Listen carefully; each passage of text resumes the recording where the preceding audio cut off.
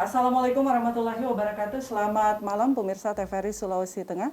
Senang sekali saya Neta Aswin kembali menjumpai Anda dalam program Bilang Bicara Langsung. Program yang mengulas isu-isu hangat yang terjadi di wilayah Sulawesi Tengah. Pemirsa, negara Indonesia sedang menghadapi 4 persoalan yang serius dan pelik, yakni 1. Meningkatnya penyalahgunaan narkoba yang sangat masif di era pandemi COVID-19. 2. Terorisme, radikalisme, dan korupsi. Untuk persoalan narkoba, sekarang ini sudah menjangkiti seluruh lapisan masyarakat. Dapat kami katakan bahwa tidak mengenal status sosial seperti TNI, Polri, PNS, pendidik, pemuka agama, kemudian mahasiswa, pelajar, dan seterusnya.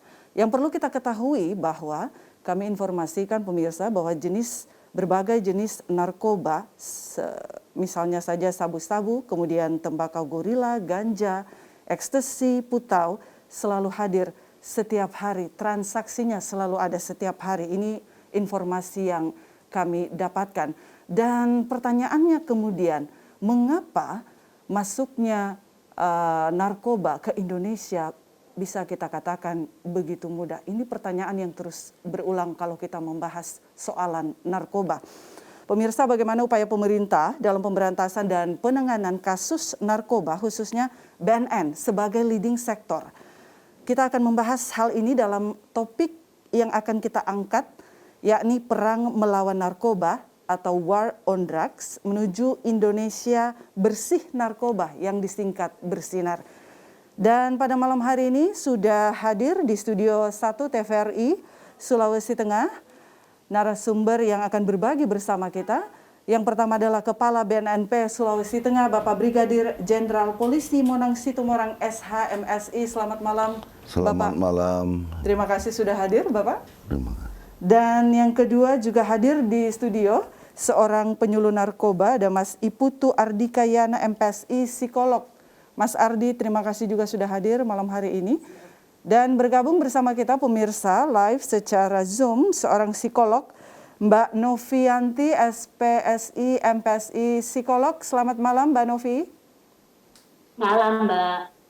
Baik, juga bergabung bersama kita secara Zoom malam hari ini, tokoh agama Sulawesi Tengah dan juga seorang akademisi, Bapak Profesor Dr. Rusli, Master of Science and Social. Assalamualaikum Pak Prof.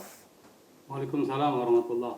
Terima kasih sudah bergabung bersama kami malam hari ini secara virtual dalam dialog Bilang Bicara Langsung malam hari ini. Pemirsa, pertama saya akan ke Pak Kaban. Pak Kaban, bagaimana Bapak menjelaskan keadaan penyalahgunaan dan peredaran narkoba secara umum di Sulawesi Tengah? Baik, Assalamualaikum warahmatullahi wabarakatuh. Terkait dengan perkembangan peredaran gelap, penyalahgunaan dan peredaran gelap di Sulawesi Tengah ini, bahwa pada saat ini Sulawesi Tengah itu berada di peringkat keempat secara nasional. Dengan setahun memakai itu kurang lebih jumlahnya itu 53.341 orang atau setara dengan 2,80% dari jumlah penduduk di Sulawesi Tengah. Baik. Ya. Terkait dengan peredaran, itu tadi penyalahgunaan ya Pak Kaban ya. Terkait dengan peredaran narkoba di Sulawesi Tengah, kalau kita presentasikan jumlah dari tahun ke tahun ini meningkat atau menurun? Jadi gitu? Peningkatan itu terjadinya sangat signifikan ya. Di tahun 2017 kita itu berada pada peringkat 17. Nah, dengan pemakai 36.552. Okay. Nah, kemudian hasil survei di tahun 2019 itu kita mengalami peningkatan menjadi kita di urutan keempat secara nasional. Kalau tadi 2017 kita berada di urutan 17, kita meningkat ya menjadi di urutan keempat dengan jumlah pemakai 52.341 atau setara dengan 2,80%, yang notabene-nya lebih tinggi daripada angka secara nasional. Angka secara nasional persentasenya adalah 1,80%. Oke, Pak Kaban, saya menarik akan mengulas sedikit yang tadi sudah saya katakan di awal, bahwa mengapa kemudian peredaran dan penyalahgunaan narkoba ini begitu mudah masuk ke Indonesia, Pak Kaban? Oke, jadi yang pertama itu yang mengingat ya dari segi geografis kita ya, daerah kita ini merupakan daerah kepulauan, ya masuknya narkoba itu tentu melalui jalur laut itu sangat mudah. Sangat mudah. Nah, kemudian yang kedua dari faktor ekonomi. Faktor ekonomi saya katakan di sini bahwa harga ya kita katakan di negara Cina sana, di Tiongkok, itu harga, contoh saya sebutkan satu saja ya, jenis sabu. Ya. Itu harganya itu di sana 1 kilonya itu hanya 20 juta.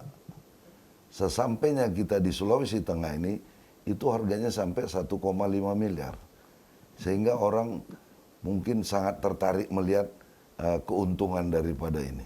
Akhirnya dijadikan bisnis. Bisnis. Ya? Nah, kemudian juga masih adanya masyarakat kita yang belum mengetahui mungkin tentang bahaya daripada dampak penyalahgunaan narkoba ini. Sehingga mereka pun mungkin rela untuk menjadi kurir ataupun rela menjadi pengedar. Ya. Karena dengan diiming-imingi upah yang sangat besar. Ya, Okay. Sehingga ini salah satunya. Kemudian yang kedua adalah ya kita melihat dari sisi penegakan hukum. Nah, ini penegakan hukum juga ya kalau kita melihat dari ini belumlah sangat-sangat maksimal. Di Sulawesi Tengah pun demikian. Termasuk di Sulawesi Tengah juga. Okay. Nah, kemudian yang ketiga ya masih adanya napi-napi yang ada di lapas-lapas masih bertransformasi terkait dengan peredaran gelap daripada narkoba itu. Dan mereka masih dengan begitu mudah melakukan transaksi walaupun di dalam penjara, begitu Iya, Pak Kaban ya? iya. Oke, baik. Pak Kaban, kalau melihat ini, tadi kan Pak Kaban sudah menjelaskan bahwa begitu signifikannya kenaikan dari tahun ke tahun, apalagi kita berada di posisi keempat. Kalau menurut penglihatan atau pengamatan Pak Kaban, mengapa kemudian di Sulawesi Tengah begitu cepat tingginya kasus penyalahgunaan narkoba ini? Karena kita melihat dari penduduk di Sulawesi Tengah ini ya, kita banyak berada di daerah-daerah pedesaan-pedesaan. Nah, ini tingkat pemahaman dari masyarakat tentang bahaya narkoba itu sendiri, banyak masyarakat itu belum mengetahui. Masih sangat minim. Ya, begitu, sangat minim mereka mengetahui tentang apa bahaya daripada penyalahgunaan narkotika ini. Sehingga mereka dengan diiming-imingi oleh pengedar maupun bandar, ya mungkin mereka dikatakan kalau kamu menggunakan ini, kamu kerja 1 kali 24 jam akan kuat. Baik. Baik, Pak Kaban, sebelum kita lanjutkan diskusi terkait dengan strategi atau upaya yang sudah dilakukan oleh BNN sebagai leading sector, saya ke Mas Ardi dulu sebagai penyuluh.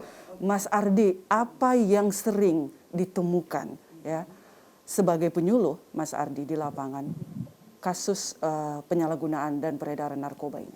Kasus ya, oke baik.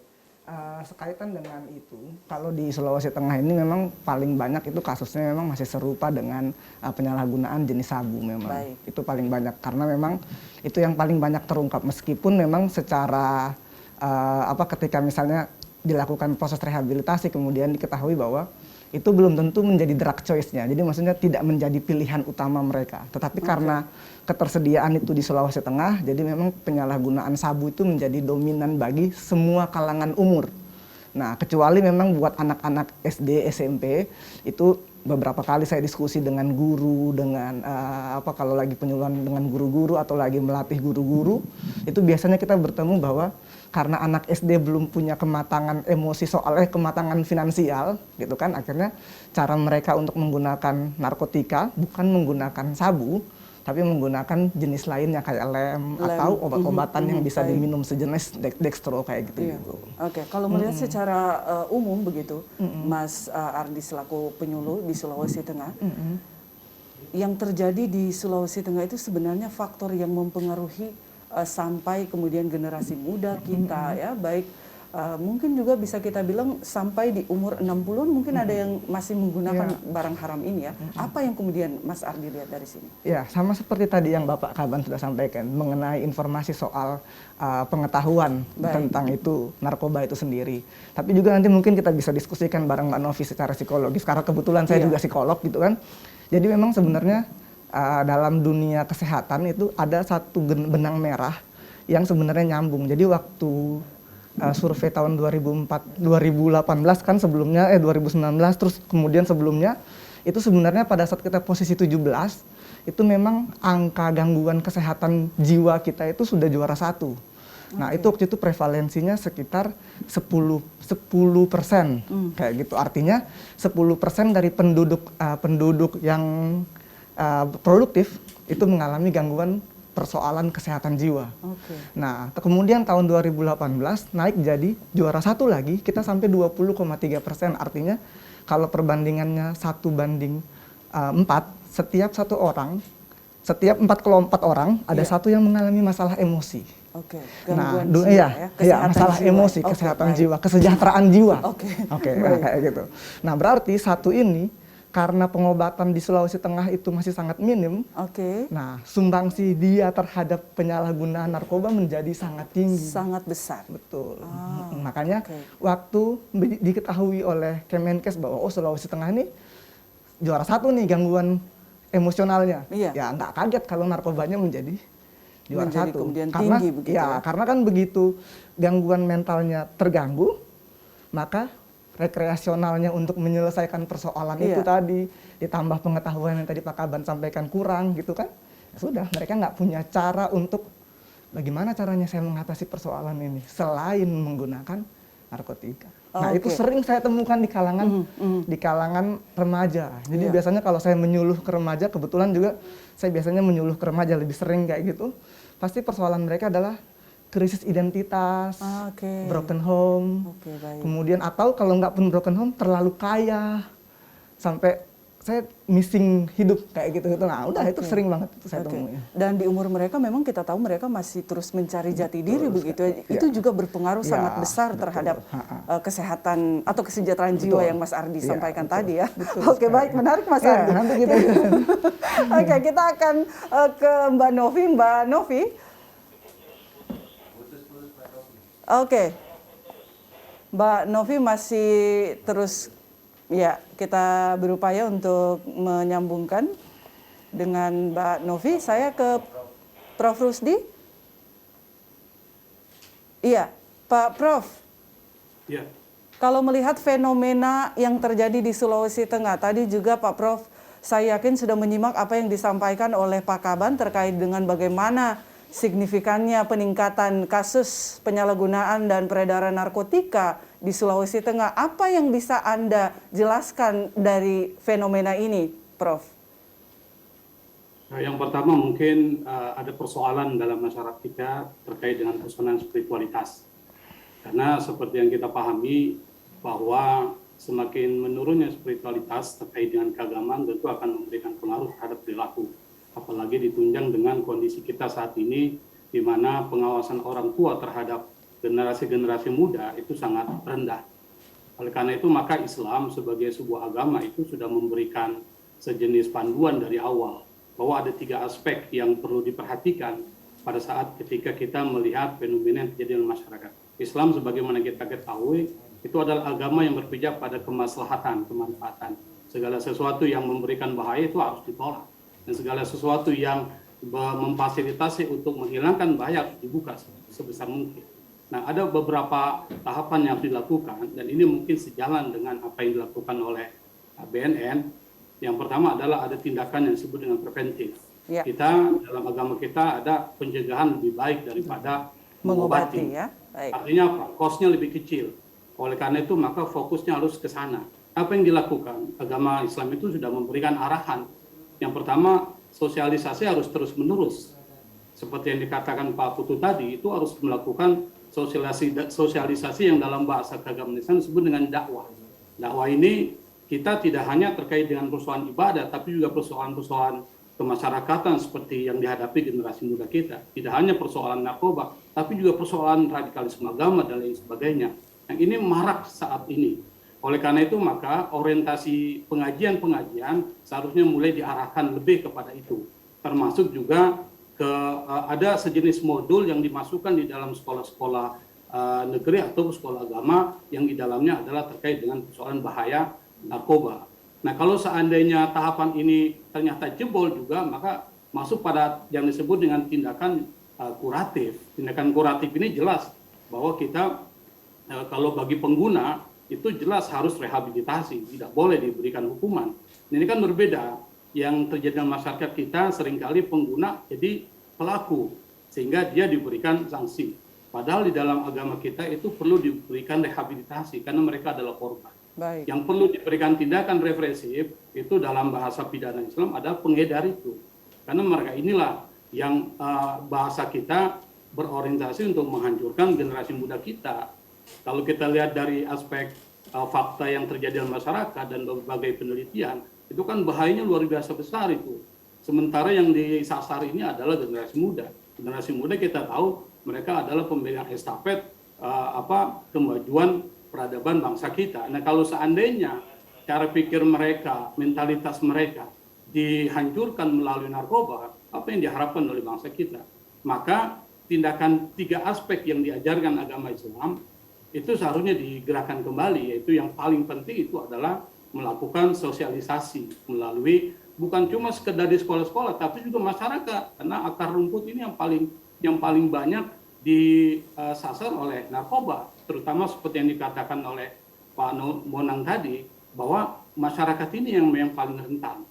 Saya pikir itu yang kita bisa ambil Pak Prof, bisa saya katakan bahwa aktivitas keagamaan baik di dalam lingkungan pendidikan dan juga lingkungan kemasyarakatan yang kurang ini kemudian bisa memicu memberikan sumbangsi yang besar juga terhadap peredaran dan penyalahgunaan narkoba ini, Pak Prof. Betul.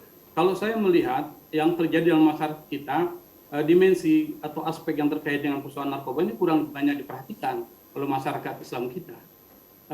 Mana buktinya? Buktinya adalah ketika kita melakukan pengajian-pengajian, dan ini bisa dilakukan riset, ternyata jarang yang mencoba mengangkat isu-isu yang terkait dengan itu.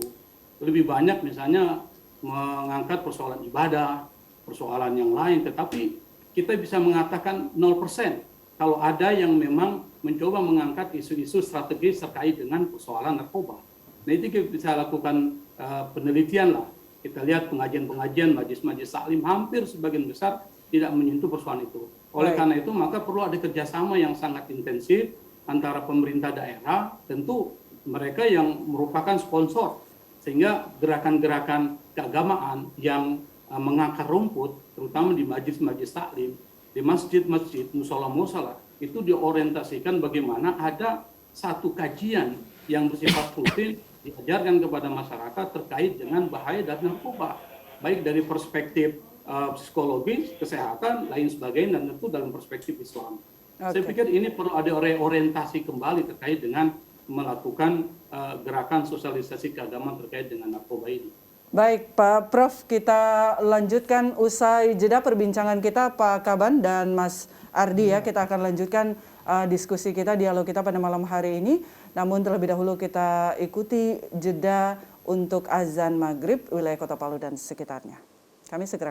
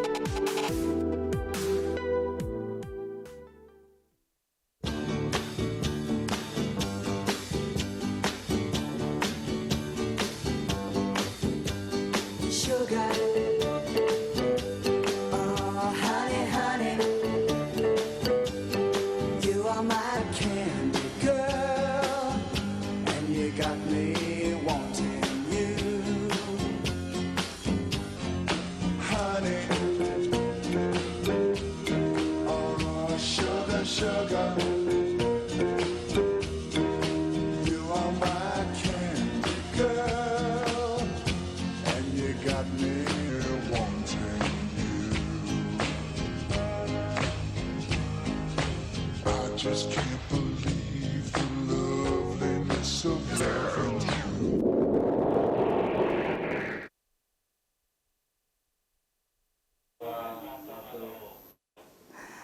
terima kasih pemirsa, Anda kembali bersama kami dalam program Bilang Bicara Langsung dan masih bersama kami di Studio 1 TVRI malam hari ini Kepala BNNP Sulawesi Tengah Bapak Monang Situmorang dan juga penyuluh narkoba Mas Ardi. Terima kasih masih bersama kami malam hari ini. Sebelum saya ke Pak Kaban terkait dengan langkah atau strategi apa yang sudah dilakukan dan akan dilakukan oleh BNN selaku leading sektor, saya ingin menanyakan Pak Kaban dulu maksud dari video yang baru saja kita lihat, Pak Kaban, karena endingnya agak ngeri-ngeri ya. Oke, jadi Ya. kalau kita melihat tadi video, pertamanya orang tersebut adalah sehat, ya, begitu tegapnya badannya, kekarnya, tetapi ketika dia menggunakan obat-obat yang disebut dengan narkoba tadi, perlahan-lahan dia juga akan menuju kematian. Oke, Itu jadi mempercepat proses kematian kematian. datang ya. Baik, luar biasa. Ini agak ngeri endingnya soalnya Pak Kaban ya.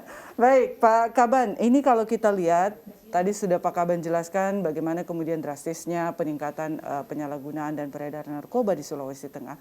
Lalu pertanyaannya kemudian, strategi dalam upaya menekan lajunya penyalahgunaan dan peredaran narkoba di Sulawesi Tengah ini apa yang sudah dilakukan dan akan dilakukan oleh BNN sebagai leading sector?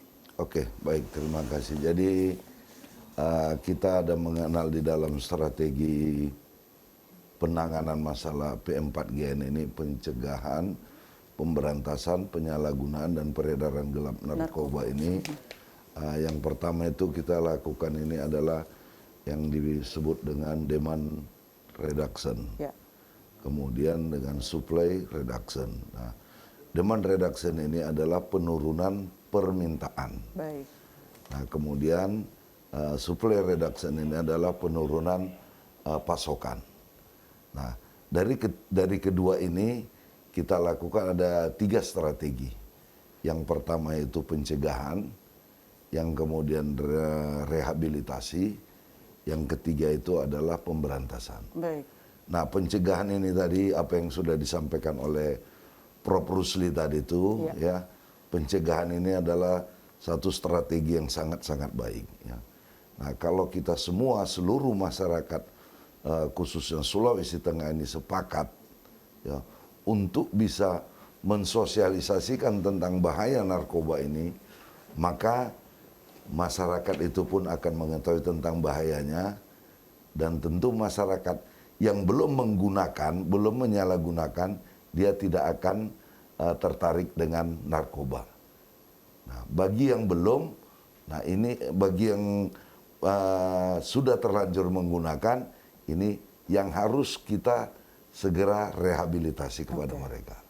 Nah, untuk pemberantasan ini kita berantas pengedar sampai dengan ke bandar-bandarnya.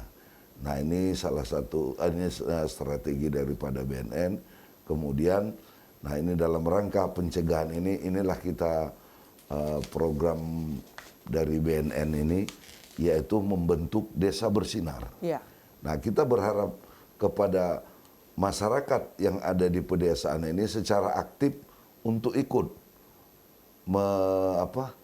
menyampaikan pesan-pesan ini kepada masyarakat. Okay. Ya, jadi dengan memanfaatkan dana yang ada di desa ini, nah kami dari BNN sebagai leading sektornya untuk membentuk mereka, membentuk sebagai penggiat anti narkoba, sebagai relawan narkoba, sebagai agen pemulihan.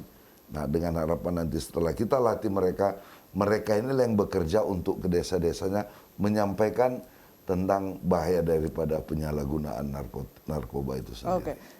Ini program Desa Bersinar ini mulai dari kapan diprogramkan oleh pemerintah? Ini dari 2018 sudah kita sudah diprogramkan. Nah, sesuai juga dengan Inpres nomor 2 tahun 2020, yaitu tentang Rencana Aksi Nasional P4GN. Iya. Ini seluruh kementerian dan lembaga yang ada di pusat dan pemerintah provinsi, kabupaten seluruh Indonesia wajib melaksanakan impres tersebut. Oke, lalu progresnya hingga saat ini Pak Kaban seperti apa? Ya, kalau kita melihat ya masih belum begitu signifikan Maksimal maksimal efektif, begitu bekerjanya. tidak efektif Ya. ya? Oke, baik.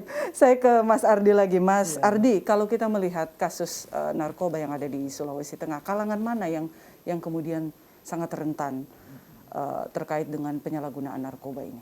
Masih di usia produktif sih, Mbak. Masih di usia produktif, bisa dikatakan ya, 21 umur tahun itu sampai yang pokoknya yang pekerja yang memang baru punya uang, baru sedang mencari uang, itu sebenarnya kalangan yang paling rentan. Tetapi menelisik semakin ke sini juga kelompok remaja tadi juga dan juga ke anak-anak gitu. Jadi tadi saya mungkin menyambung sedikit dari Pak Kepala Badan Pak Jenderal tadi menyatakan yang bahwa di desa, nah itu juga banyak terjadi justru bukan pada yang produktif, tapi pada anak-anak dan remaja. Kenapa? Karena ya mereka akhirnya kayak misalnya nggak sekolah, kemudian kehilangan tidak tahu mau ngapain. Apalagi memang di desa-desa Mas Ardi ya banyak anak-anak yang putus sekolah. Betul sekali. Banyak anak-anak putus sekolah, banyak anak-anak yang tidak tahu mau ngapain. Kemudian sekarang kayak COVID harus sekolah online, di desa nggak ada sekolah online, nggak ada aktivitas apapun, gitu kan. Kemudian maka ya kerentanan mereka menjadi berkali-kali lipat lebih tinggi. Gitu. Dan kalau kita lihat ya kayak gitu jadinya. Dan Mas Ardi melihat memang masa pandemi ini juga menjadi dampak yang luar biasa bagi peningkatan penyalahgunaan narkoba ya. Baik. Mbak Novi, semoga sudah bergabung bersama kami. Ya, sudah Mbak. Baik, Mbak Novi, tadi disinggung di awal oleh Mas Ardi terkait dengan kesehatan jiwa atau kesehatan mental, kesejahteraan jiwa begitu. Nah, ini masih banyak yang kurang paham terkait dengan istilah-istilah ini. Mbak Novi, kalau sebagai psikolog, apa yang bisa Anda jelaskan terkait dengan bagaimana masifnya penyalahgunaan dan peredaran narkoba yang ada di Sulawesi Tengah? Baik, terima kasih Mbak. Jadi begini, kalau saya kan juga pernah di BNN ya, lama 5 tahun. Yang kami tangani itu sekitar 85% itu adalah pelajar. Dan sisanya adalah seperti yang dibilang Mas Ardi tadi, kaum yang produktif gitu. Kenapa pelajar? Karena kami tanyakan sama anak-anak itu apa alasan dalam penggunaan narkotika itu. Yang pertama diajak sama teman. Baik. Itu yang pertama. Yang kedua ada juga yang karena broken home. Karena dia broken home, terus berteman sama orang juga yang sama-sama broken home, terus saling mengajak gitu. Ayo pakai ini, nanti kamu merasa lebih nyaman. Itu kalau di usia-usia sekolah. Ada juga seperti misalnya lingkungannya seperti itu. Karena kita tahu di Kota Palu ini ada beberapa daerah zona merah yang memang walaupun dari keluarga baik-baik, maksudnya tidak broken home maksud saya, tetap juga ada yang menggunakan. Kenapa? Karena lingkungan di situ pada menggunakan dan biasanya begini, pulang sekolah terus, hey kamu sini gitu, terus kamu pakai ini. Karena ketidaktahuan, karena juga mungkin takut sama kakak kelasnya, terus tiba-tiba langsung, udah kamu isap aja, caranya seperti ini. Jadi begitu yang kami temukan. Akhirnya sampai mereka menggunakan. Nah kan kalau sifatnya narkoba itu adiktif, jadi ketika kita menggunakan, ada kemudian rasa ingin lagi mencoba. Kemudian pertama kali di terpaksaan menggunakan, lama-lama ingin mencoba lagi dan mencoba lagi, akhirnya menjadi ketergantungan. Rata-rata yang kami tangani waktu di BNN Kota Palu seperti itu untuk pelajar. Tetapi kalau untuk yang usia produktif seperti usia kerja, yang banyak juga kami tangani itu adalah biasanya, kalau dulu orang mengatakan bahwa narkoba itu mahal dan hanya dipakai oleh kalangan kelas atas. Tetapi sekarang sudah tidak begitu. Yang kami dapatkan kenyataannya adalah yang menggunakan narkotika itu adalah misalnya seperti sopir gitu, seperti buruh bangunan, orang-orang seperti itu, dan penggunaan zat tertentu seperti sabu. Kenapa mereka menggunakan sabu? Dengan alasan pakai ini supaya kuat. Ya. Jadi rata-rata penggunaannya itu misalnya seperti sopir, buruh bangunan dan pekerja-pekerja kasar seperti itu menggunakan itu, dipikirnya sebagai doping karena ketidaktahuan dan karena ajakan teman yang menyarankan kamu pakai ini, enak kok badannya, nanti terasa lebih segar, lebih bugar, tidak capek walaupun bekerja seharian. Tetapi mereka tidak pernah tahu yang mengintai di belakangnya itu seperti apa. Mereka tidak pernah tahu kalau setelah memakai itu nanti akan kecanduan. Nanti setelah kecanduan baru misalnya dibawa ke BNN itu biasanya udah parah, udah maksudnya tingkat ketergantungan dalam penggunaan narkotikanya. Nah, seperti itu yang sering terjadi di lapangan. Jadi hal-hal yang memicu kenapa seseorang menggunakan narkotika itu tergantung dari usianya. Kalau di anak sekolah itu biasa karena ajakan teman, karena broken home, atau karena lingkungannya. Itu yang kebanyakan yang kami hadapi. Sedangkan kalau usia pekerja produktif itu alasannya adalah untuk supaya lebih fit, lebih kuat. Padahal mereka tidak tahu itu hanya sementara. Karena waktunya itu kami tanya range dari penggunaan narkotika seperti jenis sabu itu mereka paling hanya ya Baik, Mbak Novi. Ya, sayang sekali kita terputus kembali dengan Mbak Novi. Kita ke Prof. Rusli ya. Pak Prof? Ya. Iya, Pak Prof. Lalu kemudian apa yang bisa Pak Prof berikan kepada daerah ini? Langkah konkret seperti apa yang harusnya dilakukan oleh pemerintah daerah, kemudian bekerja sama dengan berbagai stakeholder yang ada di daerah ini untuk kemudian memberantas yang namanya peredaran dan juga penyalahgunaan narkoba ini? Yang pertama mungkin dari aspek pencegahan kita harus membuat mapping. Tadi sudah dijelaskan oleh Pak Putu dan juga Ibu Novi itu bahwa ada beberapa alasan kenapa masyarakat terutama yang masih produktif itu bisa terpapar atau terkena narkoba. Nah, salah satunya adalah terkait dengan persoalan rumah tangga, broken home. Maka penguatannya yang pertama itu adalah dikaitkan dengan persoalan rumah tangga itu. Karena yang paling penting itu adalah rumah tangga, di mana orang tua memberikan pengawasan yang sangat ketat terkait dengan perkembangan kejiwaan dan sosial dari anak-anaknya, terutama yang memang yang produktif. Yang kedua tadi disebutkan juga persoalan lingkungan.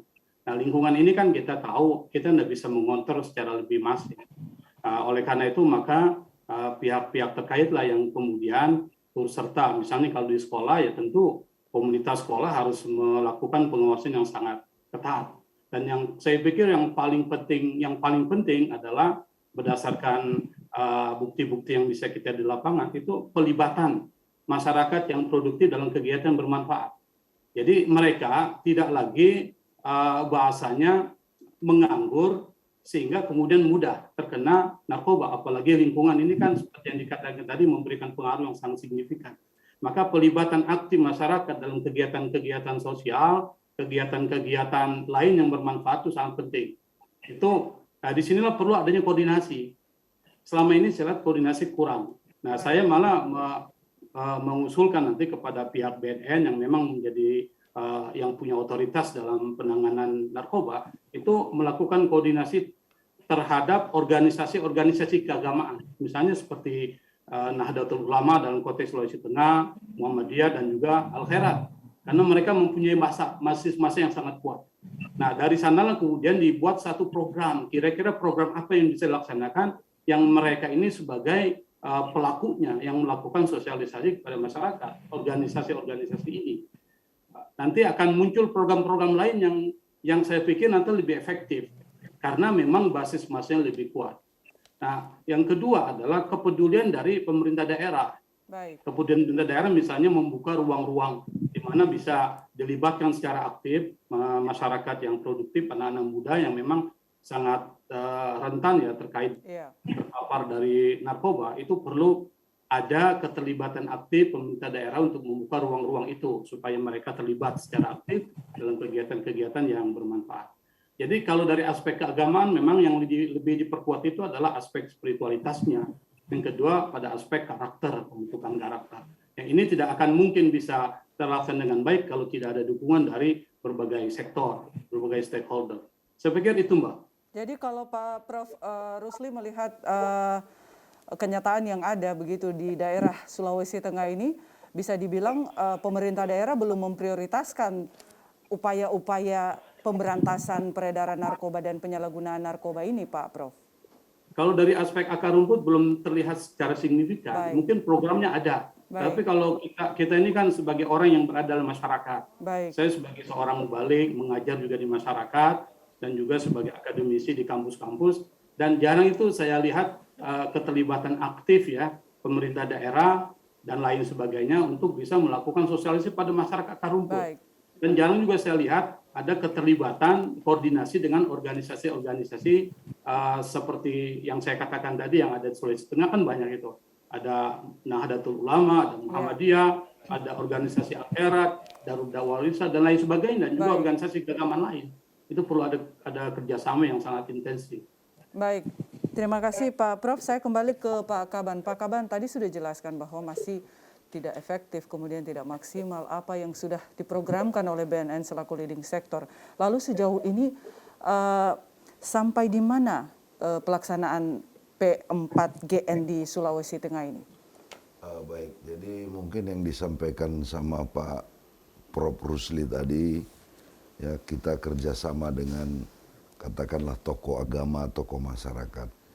Itu bukan barang yang kita belum lakukan. Iya, sudah dilakukan. Kita ya, sudah Pak Kabannya. kerjakan Baik. ya. Tetapi ya begitulah. Mungkin ya kita nggak tahu, mungkin dari mereka juga terkendala dengan mungkin masalah pembiayaan Iya. daripada mereka. Kita sudah lakukan MOU dengan MUI, kemudian dengan Dewan Gereja, kita sudah lakukan. Nah ini kita berharap kepada yang sudah kita lakukan MOU ini, hendaknya mereka ini meneruskan, karena mereka sudah kita berikan pelatihan tentang menjadi penggiat anti narkotika ini. Kita berharap kepada kelompok-kelompok masyarakat ini tadi, mereka ini bisa menyampaikan kepada paling tidak untuk di lingkungan mereka. Oke, baik. Nah ini kita sudah kerjakan semua, Oke. namun ya mungkin ada terkendala, mungkin masalah pembiayaan mereka harus turun. Oke.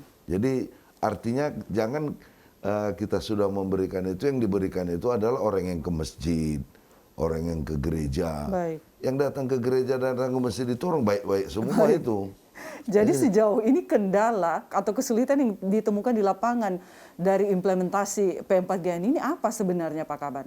Jadi kalau tadi kan saya sudah sebutkan ya, sesuai dengan Inpres nomor 2 tahun 2020 itu adalah yang melaksanakan itu adalah seluruh kementerian, lembaga yang ada di pusat dan pemerintah provinsi, kabupaten, seluruh Indonesia Iya. wajib melaksanakan rencana aksi nasional ini.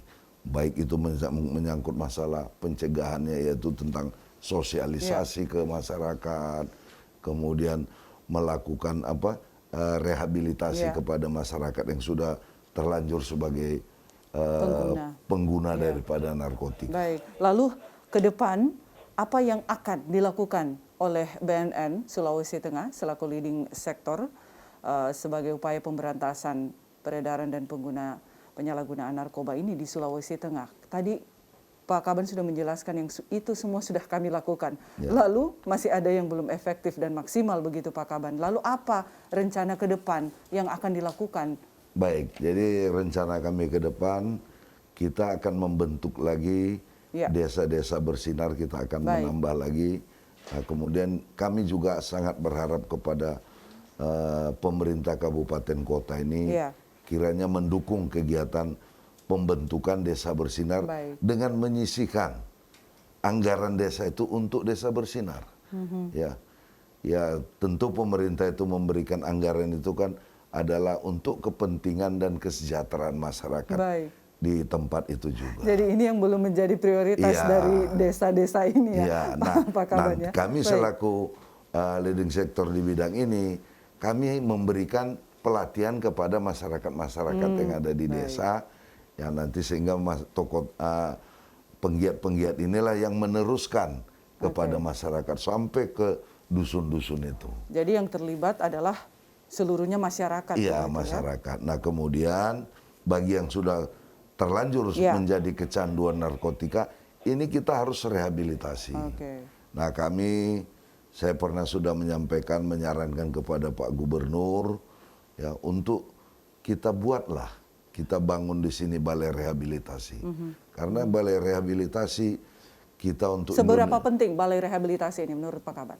Begini Bu, kalau orang yang sudah kecanduan narkotika atau sudah menggunakan narkotika, dia udah ketergantungan. Kalau dia tidak direhabilitasi, dia akan mencari teman.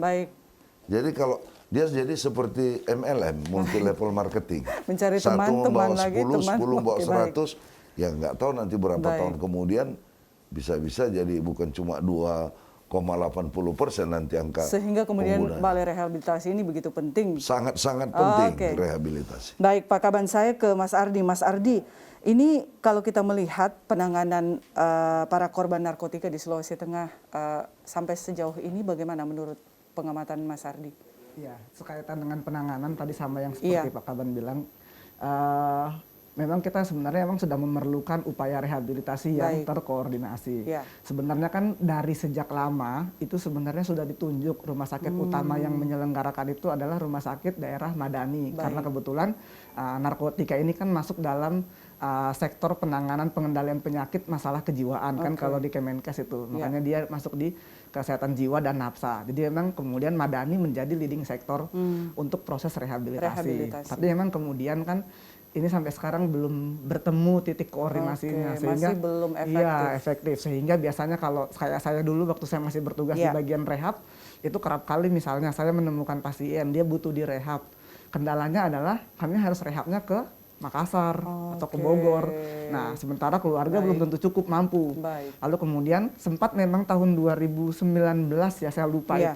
itu ada dukungan dari Dinas Sosial Kota Iya. Palu untuk memberangkatkan mereka berangkat ke kota. Tapi kan itu sebenarnya menjadi terlalu panjang gitu. Berarti terkait dengan penanganan korban ini biaya dari si korban sendiri ya? Ya, kalau berangkatnya itu memang pakai biaya dari mereka oke, sendiri. oke. Karena memang dalam penganggaran sudah tidak ada sejak tahun baik, 2016. baik, Jadi kalau 2016 dulu memang masih kami yang mengantarkan oke. mereka. Tapi kemudian setelah 2015 Ya. sudah tidak ada lagi. Jadi 2016, 17, 18 sampai sekarang itu mereka membiayai sendiri. Cuma di tahun 2019 Dinas Kota Palu kemudian menganggarkan untuk 10 orang waktu itu Oke. yang dikirim ke sana. Cuma kan balik lagi tadi itu terlalu jauh. Jadi Oke. nah makanya harapannya kami sebenarnya adalah Agak berat ya begitu balai ya? rehab atau pengoptimalisasian rumah sakit daerah Madani. Oke, baik, dan itu belum maksimal. Betul. Oke, kalau kita kategorikan korban penyalahgunaan narkotika ini ada berapa kategori sebenarnya, Mas? Sebenarnya kan kalau menurut undang-undang itu ada 2 nih. Ada yang dia masih penyalahguna, Oke. korban penyalahguna, sama yang dia sudah adiksi. Lalu penanganannya ini Nah, juga berbeda. penanganannya Penanganannya betul. seperti apa? Kalau yang dia masih penyalahguna, itu biasanya kalau masuk ke BNN nanti akan direhabilitasi 8 kali pertemuan untuk konseling individu, lalu kemudian 2 kali pertemuan untuk konseling kelompok. Oke. Gitu. Nah, itu kondisinya statusnya mestinya ringan sampai sedang. Nah, jadi nanti ada asesor, ada konselor adiksi, Iya. ada kayak saya psikolog klinis, ada dokter, nanti berempat nih menilai nih statusnya. Dia Dan itu ringan, memang sudah sedang. dilakukan sejauh Itu sudah ini, kita Mas lakukan Ardi. terus di Lalu BNN. perbedaan yang signifikan memang bagaimana? Ada perubahan yang Yang- signifikan ke arah positif, Ya. kemudian sembuh totally gitu, atau gimana? Kalau yang ringan ke sedang, Iya. itu jauh lebih mudah memang. Oke. Karena kan memang belum kompleksitas masalahnya. Iya. Nah, tapi kalau sudah sedang ke berat, itu biasanya memang kami kemudian akan bawa dia ke rehab. Cuma satu jadi catatan penting bahwa kalau dia sudah sampai adiksi, Iya. itu dia sudah nggak bisa sembuh lagi. Oh, oke. Gitu. Jadi ini kalau di dalam Bahaya jadi ya, itu Mas jadi Andi kami ya? sebutnya kalau di tenaga kesehatan namanya mental disease yang kronis. Jadi kalau penanganan untuk yang tidak bisa sembuh seperti ini bagaimana? Kita cuma Mas Andi? memperpanjang masa abstinen namanya, masa dia nggak make. Jadi Oke. kalau dia misalnya bisa bersih dia nggak pernah make itu diperpanjang terus. Hari ini dia cuma bertahan 1 hari, nanti Oke. harus bisa 2 hari, sebulan, 3 bulan, 6 bulan, setahun, 5 tahun, 10 tahun kayak gitu. Tetapi akan kemungkinan dia untuk jatuh lagi itu memang sudah dalam lingkarannya. Oh, oke. Kayak gitu. Makanya tadi saya setuju sama pendapatnya Bapak Ustadz tadi bahwa lebih baik mencegah ya, memang mencegah jadinya. Karena kalau dia lebih sudah baik sampai daripada di adiksinya, mengobati. Baik. lingkarannya adalah memang sekarang pulih, sembuh, pulih, jatuh lagi, Iya. pulih, jatuh Iya. lagi dan akan terus begitu. Oke, baik Mas Ardi. Saya ingin ke Mbak Novi. Mbak Novi, apakah sudah bergabung bersama kita kembali? Mbak Novi, tadi Iya, Mbak. sempat, bisa mungkin menambahkan penjelasan dari Mas Ardi bagaimana terkait dengan penanganan korban narkotika, penyalahgunaan narkoba di Sulawesi Tengah ini. Tadi kan ada beberapa kategori yang ringan ke sedang, kemudian yang sedang ke berat ya. Mbak Novi bagaimana pengalaman Mbak Novi Baik. selama Baik, beberapa saya tahun? tambahkan lagi ya. Jadi memang ada yang ringan, ada yang berat. Tetapi yang ringan ini ada juga kategori-kategorinya seperti penggunaan situasional. Penggunaan situasional itu adalah penggunaan ketika seseorang misalnya stres, Baik, ketika seseorang misalnya mengalami hal-hal guncangan yang akhirnya dia lari ke eh, narkoba. Nah, ada juga penggunaan yang sifatnya rekreasional. Rekreasional itu adalah penggunaan yang sifatnya ketika kumpul dengan temannya, hanya kumpul-kumpul terus have fun, bersenang-senang terus menggunakan narkotika. Nah, tapi kategori ini masih ringan dan mereka belum sampai ke adiktif, belum sampai ke kecanduan. Nah, hal-hal seperti ini biasanya yang harus juga diwaspadai karena begini, pengguna narkoba apakah dia ringan, berat, sedang atau berat, tetap juga harus direhabilitasi. Hanya saja memang penanganannya itu berbeda. Ada penanganan yang tingkat tinggi kalau orang sudah kecanduan, ada penanganannya sedang-sedang saja, dan ada penanganan yang bisa hanya cukup di kantor BNN. Nah, itu baik. yang biasanya penggunaan yang situasional ataupun rekreasional yang masih ringan-ringan, itu masih bisa kami tangani di kantor BNN. Tetapi kalau sudah kategori menuju ke parah gitu atau sudah kecanduan, nah itu biasanya kami refer mereka ke balai rehab yang lebih besar untuk mendapatkan penanganan yang lebih intensif dan lebih lengkap. Seperti itu, Mbak. Oke, baik Mbak Novi, terima kasih. Saya ke Prof. Rusli, kita sudah berada di akhir dialog kita malam hari ini. Prof.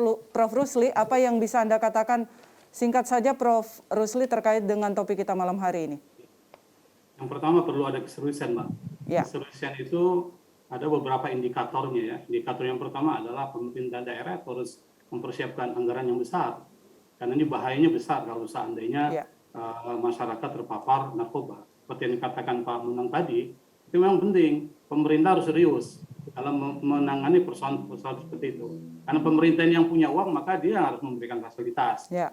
Yang kedua, koordinasi itu harus intensif ya, karena tadi sudah ada koordinasi tetapi tidak efektif dalam tanda petik. Yang pertama, karena memang kurang intensif dilakukan. Ya. Bukan cuma sekedar pembuatan MOU, tetapi juga melakukan sejenis bahasanya itu ya apa yang perlu dilakukan, program-program apa, dan mengevaluasi program tersebut. Saya pikir karena organisasi keagamaan, baik itu dari non-Muslim dan Islam, itu pasti mereka mempunyai basis massa yang sangat kuat, akar rumput. Sementara yang kita pahami, yang memang seringkali terpapar itu adalah mereka-mereka yang berada pada grassroots. Yang ketiga adalah itu mencoba pemerintah daerah, baik dari dinas pendidikan, itu memasukkan di dalam pembelajaran satu modul saja di dalam pelajaran terkait dengan persoalan narkoba itu. Karena selama ini belum saya lihat, baik itu di madrasah-madrasah atau sekolah-sekolah, memasukkan satu materi atau modul yang terkait dengan persoalan itu. Nah, kalau ini memang terjadi, insya Allah itu akan mengurangi. Bukan berarti menghilangkan, atau paling tidak mengurangi terkait dengan persoalan narkoba dari aspek pencegahan tadi. Saya pikir itu, Mbak. Baik, terima kasih Prof. Rusli sudah bergabung bersama kita malam hari ini. Pak Kaban, terima kasih. Mas Ardi, terima kasih. Mbak Novi juga tadi via Zoom sudah bergabung bersama kami di Studio 1 TVRI malam hari ini secara virtual. Dan memang pemirsa, apa yang bisa kita ambil dari perbincangan kita malam hari ini, Presiden di awal kepemerintahannya sudah mengatakan bahwa Indonesia darurat narkoba. Ini bukan hanya menjadi tugas pemerintah ataupun BNN, tapi seluruh elemen masyarakat harus melawan musuh besar yang nyata bagi generasi penerus bangsa, khususnya anak-anak kita di masa yang akan datang. Semoga ini menjadi concern kita. Ya, Pak Kaban, sedikit singkat saja ya. Oke. Baik, terima kasih. Mungkin di akhir daripada perjumpaan kita pada malam hari ini, saya ingin menyampaikan apa yang disampaikan oleh Prof. Rusli tadi. Ya, jangan hanya pemakai itu tidak untuk diproses hukum. Jadi berdasarkan surat edaran Mahkamah Agung itu ada ketentuan bahwa pengguna yang menggunakan contoh sabu di bawah 1 gram itu kita berikan rekomendasi rehabilitasi. Nah, sebelum dia dilakukan di proses hukum, sebaiknya kami menghimbau kepada seluruh masyarakat Sulawesi Tengah apabila ada teman, keluarga, tetangga, sahabat yang sudah terlanjur kecanduan narkoba, silakan datang ke BNN secara sukarela melaporkan diri. Kami tidak akan proses hukum, Baik. kami akan lakukan rehabilitasi. Baik, jadi sudah jelas ya, tidak ada proses hukum, tapi Ya, rehabilitasi. kalau dia datang secara Sukarela. Baik. Kalau ditangkap, beda lagi Beda nanti lagi ya. masalahnya. Oke, baik Pak Kaban, terima kasih sudah Oke. bergabung bersama kami. Mas Ardi juga terima kasih, Mbak Novi, Prof. Rusli. Sekali lagi, narkoba adalah musuh yang nyata bagi kita semua. Ayo kita lawan narkoba bersama-sama. Sanita Aswin, kita jumpa lagi dalam program Bilang lainnya. Assalamualaikum warahmatullahi wabarakatuh. Sampai jumpa.